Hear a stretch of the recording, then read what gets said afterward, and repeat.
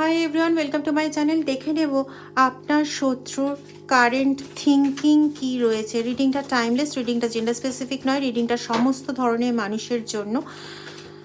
চলুন দেখে নেওয়া যাক কি কারেন্ট এনার্জি রয়েছে তার, কি কারেন্ট থিঙ্কিং রয়েছে তার।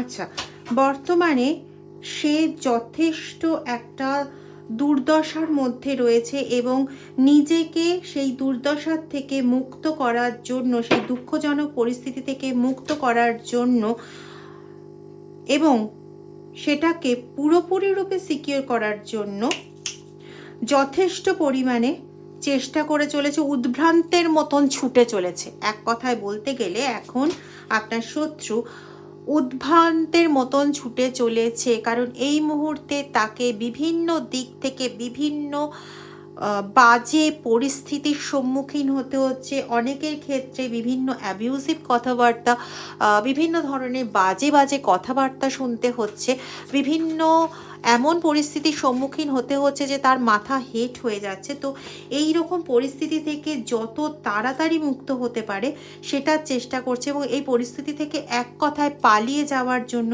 চেষ্টায় কিন্তু সে মত্ত হয়ে রয়েছে। এবং বর্তমানে তাকে কিন্তু সবাই আশেপাশে চারিদিকের লোক দোষী বলেই মানছে। সে যে আসলেই দোষী সেই বিষয়টাতে সকলেই মোটামুটি নিশ্চিত।